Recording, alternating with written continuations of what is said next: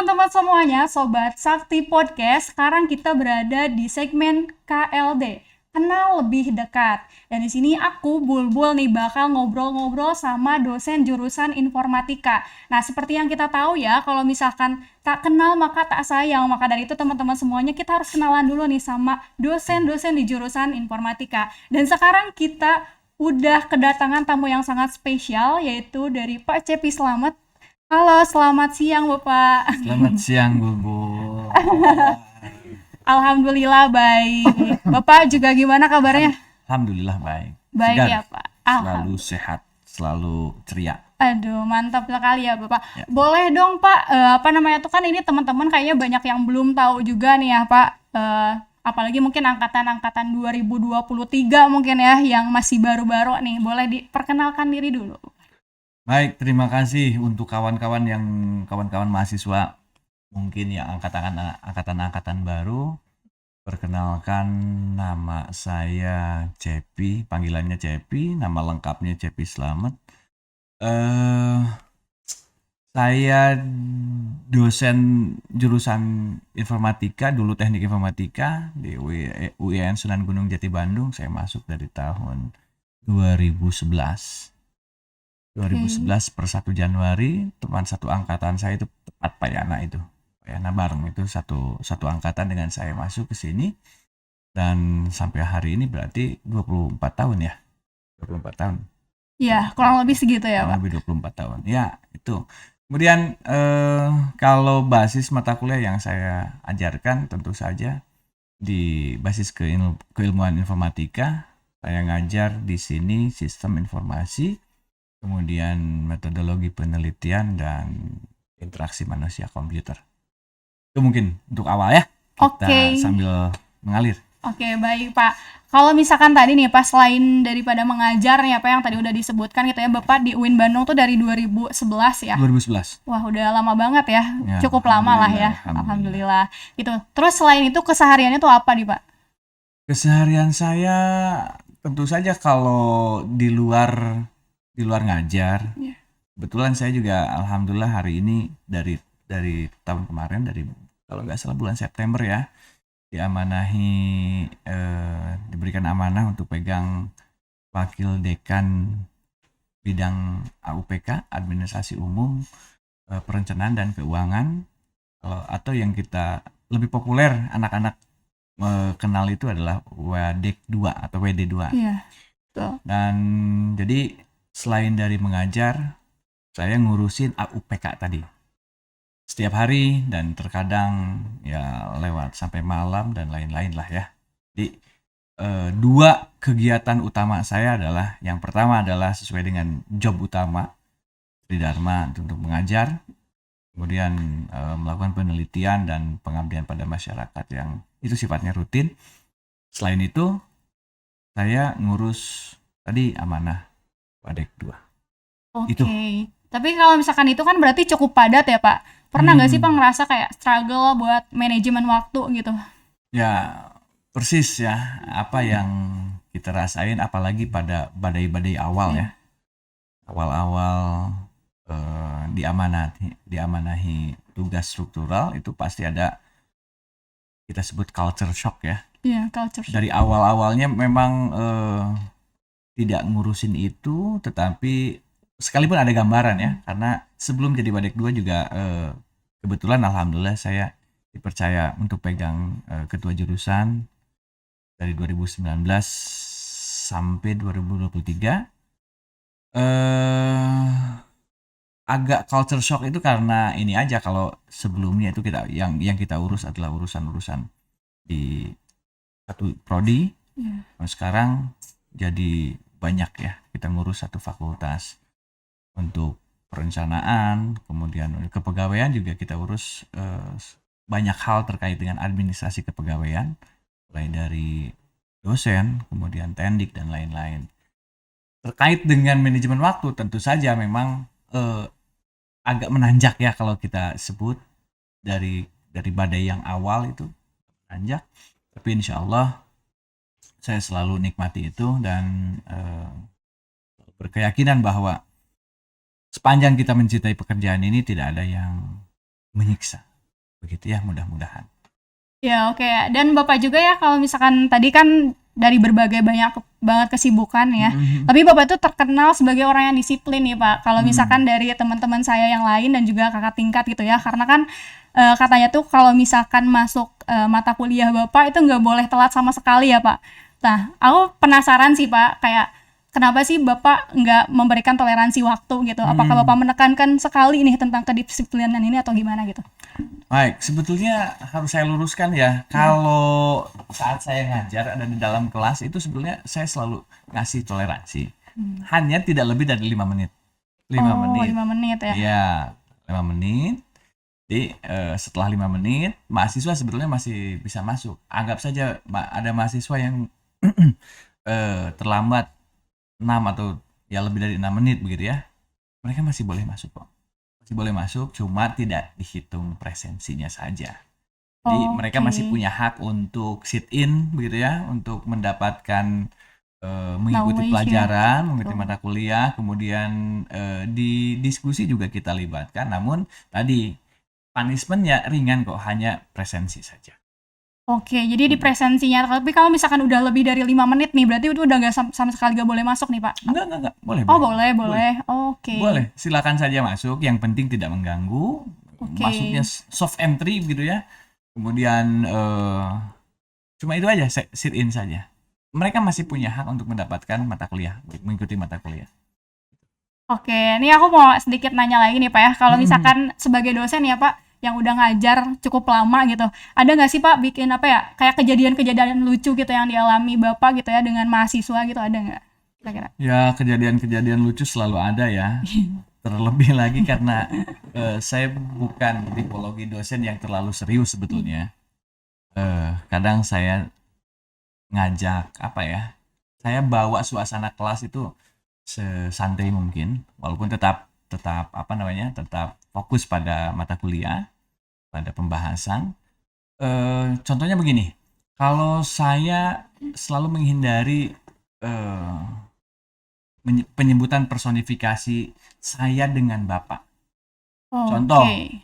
Bapak ini, nah itu Ya. mungkin ketidaksengajaan mungkin saja terjadi, tetapi sepanjang saya saya bahasanya saya kamu kalau pakai bahasa Indonesia mix dengan bahasa Sunda karena kental kayak orang Sunda, orang maneh begitu ya. Itu kan saya maksudkan untuk lebih mengikis gap antara dosen dan mahasiswa. Sehingga mudah-mudahan beban mental di mahasiswa tatkala perkuliahan di dalam kelas yang biasanya dalam tanda petik itu terasa terlalu tegang dan lain-lain, itu menjadi sedikit demi sedikit lebih santai. Iya, Kalau betul. santai, pembawaannya santai, saya pikir peluang mahasiswa untuk menyerap, untuk lebih enjoy, benar-benar enjoy menikmati apa namanya pembahasan mata kuliah itu lebih enak ya kalau menurut saya. Benar. Jadi boleh di cross check ke teman-teman Anda, teman-teman mahasiswa kita yang sudah pernah ngambil mata kuliah dengan saya. Tak jarang saya membahasakan, menggunakan bahasa orang maneh gitu ya. Supaya tidak terlalu formalis. Begitu. Kadang memang bercanda dan lain-lain.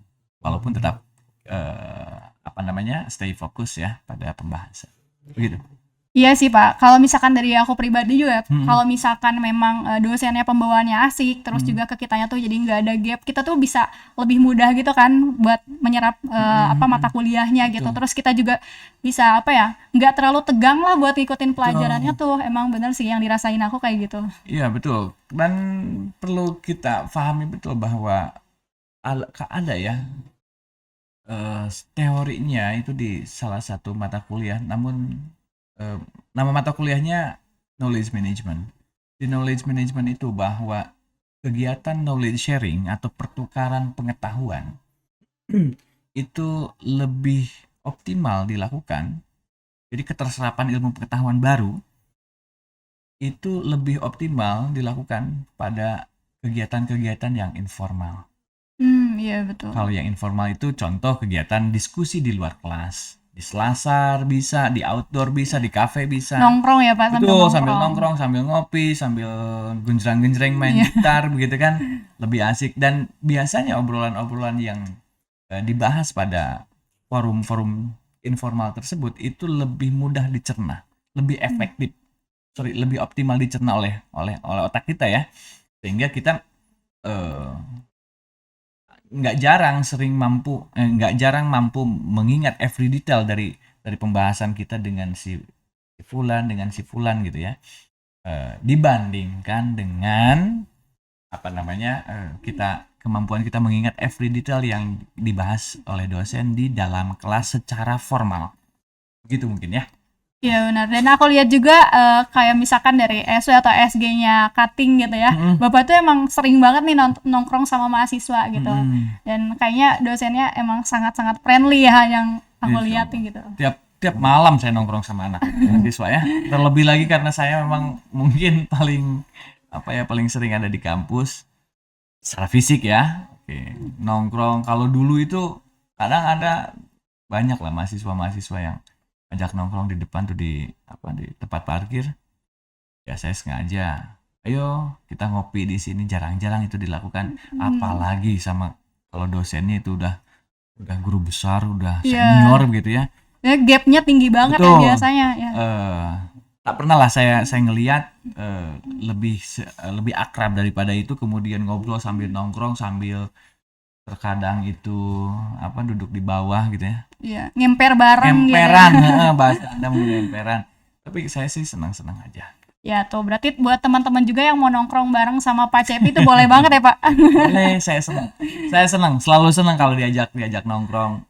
Ke kedai kopi juga ada di depan kan, banyak kedai kopi kan, fine aja.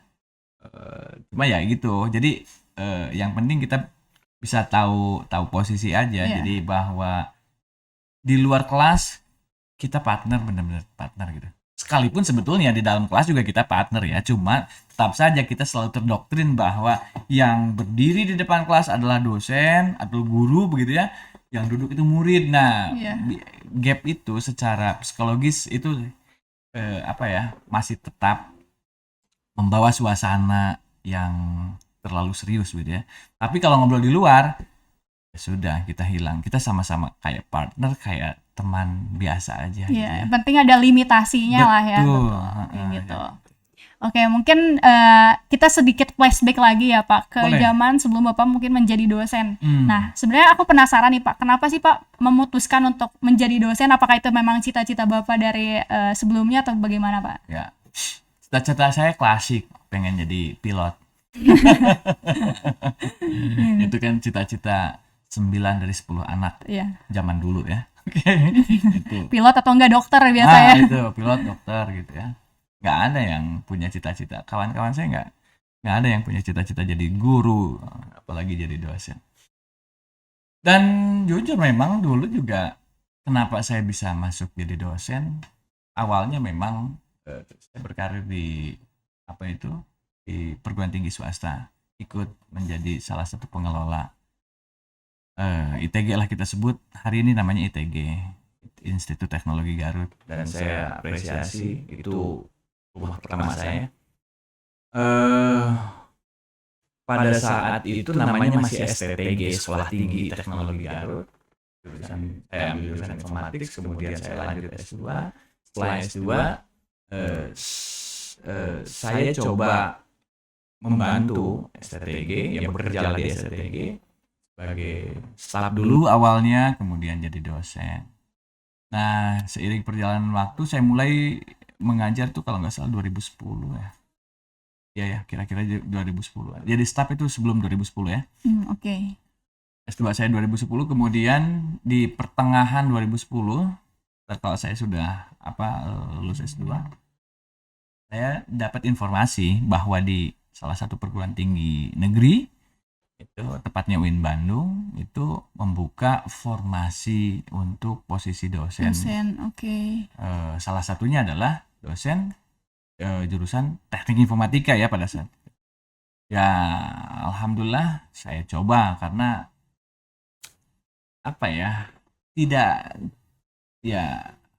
bagaimana saya bisa bisa sukses kalau tidak mau mencoba, kan begitu. Iya benar. Dan saya coba, sekalipun logika saya dulu itu Bandung Garut itu agak jauh ya, tapi ya udahlah, teman-teman saya ada yang malah di luar negeri atau apa, saya coba dan alhamdulillah qadarullah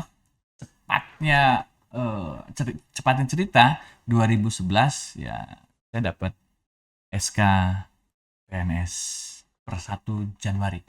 Oh ya, yang 2011 itu ya Pak? 2011 Oke. itu sampai hari ini gitu. Jadi memang entah ini menjadi sesuatu yang tidak disadari ya, karena turunan atau apa. Ayah saya seorang guru. Oh guru ya. Seorang guru. Tapi dulu saya nggak bercita-cita jadi guru. Ya Karena biasanya gitu kasihan. sih. Biar umum kan kalau ayahnya seorang TNI, Iya. anaknya juga bercita-cita jadi TNI, kemudian di kepolisian dan lain-lain lah begitu. Mungkin ini juga jalan hidup yang tidak sengaja, tapi dipaksa oleh garis takdir, jadilah dosen. Iya. Oke Pak. Tapi aku mau sedikit membahas tentang yang ini Pak, yang awalnya Bapak kan jadi dosen, kemudian juga jadi kajur, terus sampai sekarang jadi wakil dekan 2 ya di Fakultas Sains dan Teknologi. Nah itu transisinya tuh seperti apa sih? Terus apa sih yang Bapak rasakan gitu perbedaannya mulai dari kajur sampai dengan sekarang gitu menjadi Wadek 2? Ya, oke. Dari awal mungkin dari dosen biasa, oke, kemudian jadi kajur, kemudian dapat amanah untuk WD2. Sebetulnya kalau berbicara bagaimana itu bisa terjadi ya, terkadang kan di sudut-sudut kehidupan kita itu nggak banyak hal yang kita juga sebenarnya tidak merencanakan itu, tidak tahu, we don't know what will happen tomorrow, kan begitu ya. Right. Tapi mungkin komunitas, mungkin pembicaraan, mungkin pergaulan, mungkin apapun, tapi yang pasti itu dipaksa oleh takdir. Tapi kalau bertanya apa sih perbedaannya antara secara apa ya, beban mungkin ya yang dirasakan sebagai dosen biasa dengan dosen dengan tugas tambahan, karena memang jabatannya tugas tambahan. Saya tidak melihat bahwa selain dari memang nomenklaturnya juga jabatan struktural itu adalah tugas tambahan atau amanah tambahan lah gitu ya.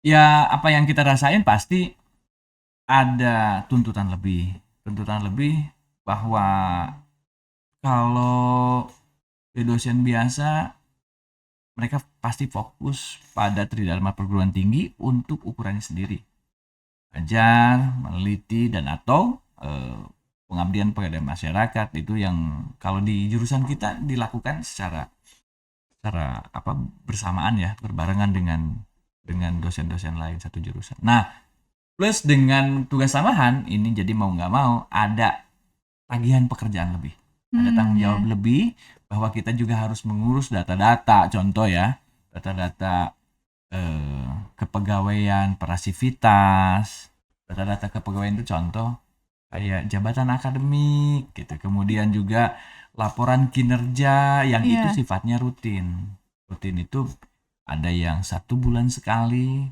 ada yang per 3 bulan, ada yang per 6 bulan, ada yang per semester, ada yang per tahun.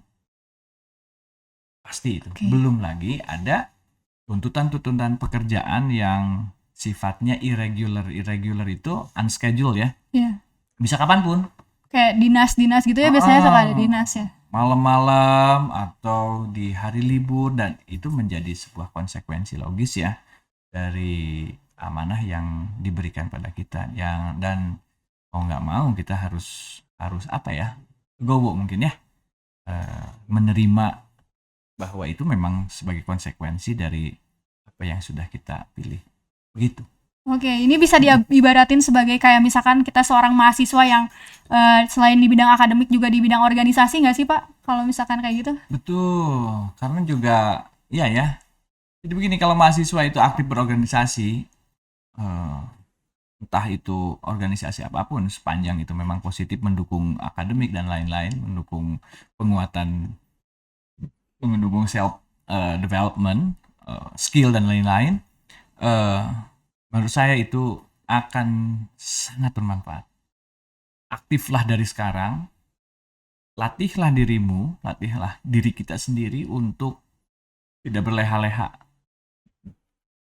Karena kan begini, bisa aja kan anak mahasiswa itu datang atau beraktivitasnya ke kampus, belajar, beres ke kampus, pulang ke kosan, tidur atau main game. Iya, benar. Gitu kan? Benar. Ya, itu mungkin sesekali boleh lah, tetapi paksakan Anda berorganisasi. Untuk apa? Banyak hal yang bisa kita pelajari dari organisasi. Bisa itu apa, kita belajar soft skill banyak ya.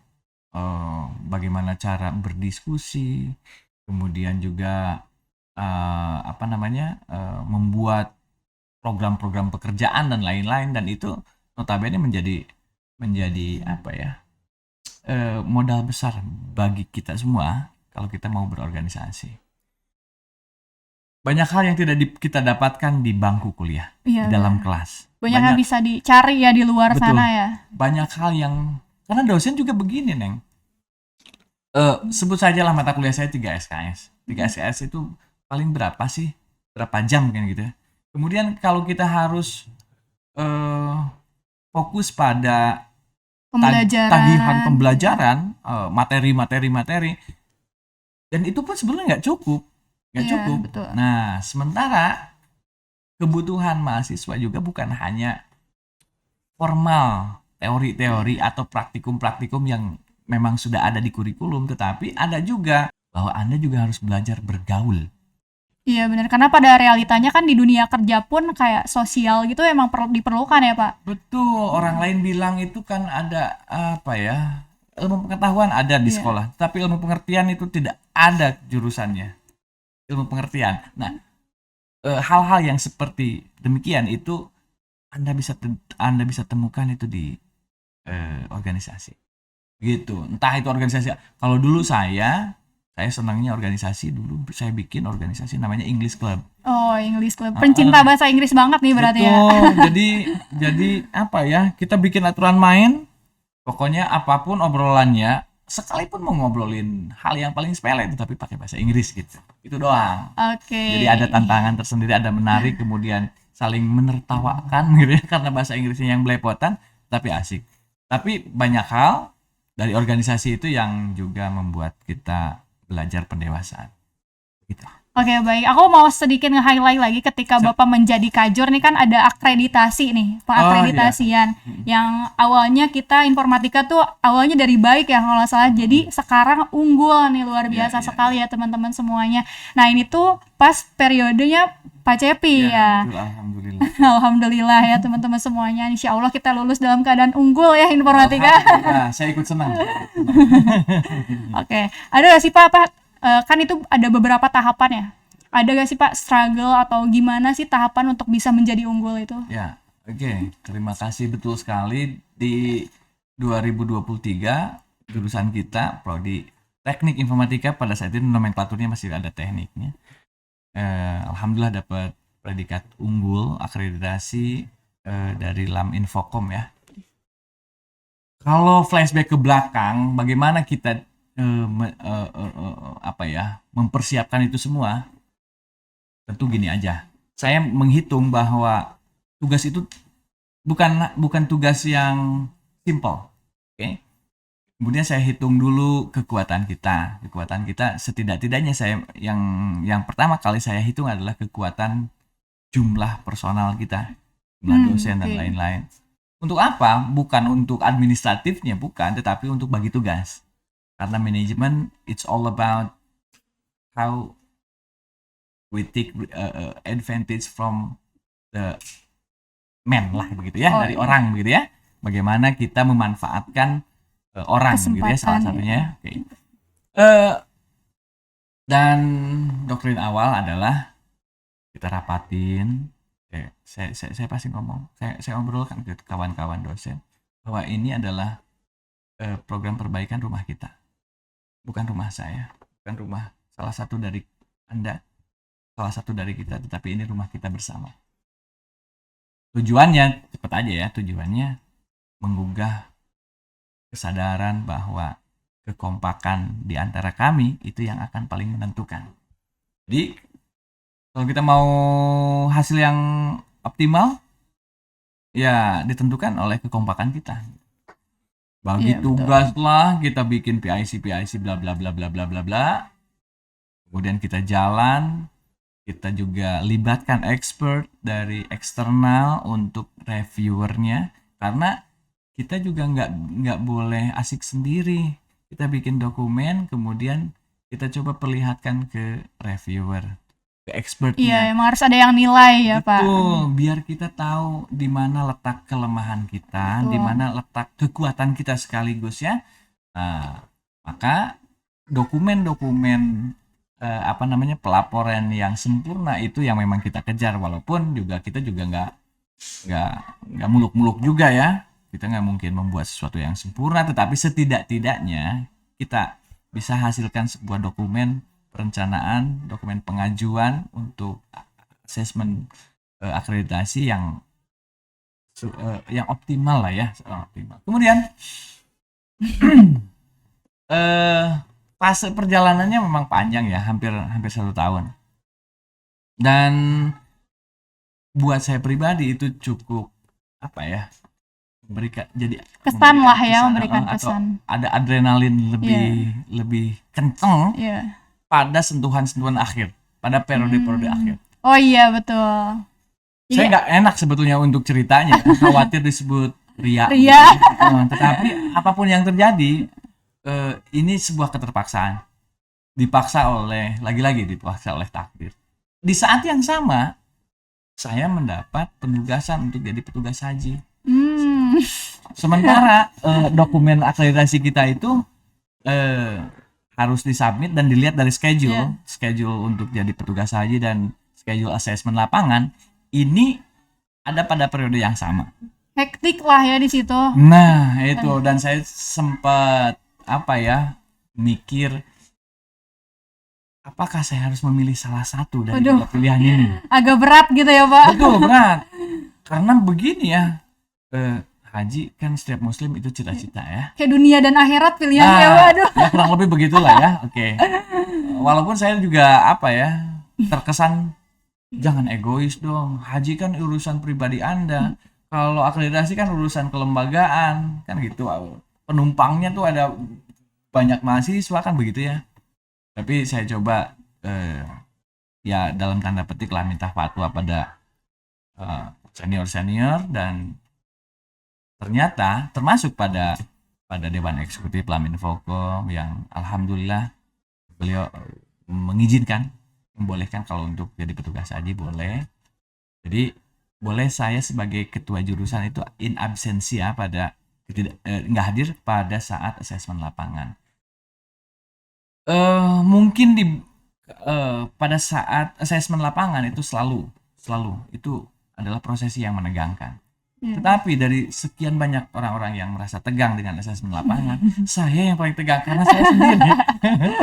Saya memikirkan bagaimana prosesi yang sedang berjalan. Kemudian dan memang ironisnya lagi pada saat itu saya tidak bisa mengikuti secara online. Jadi ada prosesi yang memang tidak memungkinkan.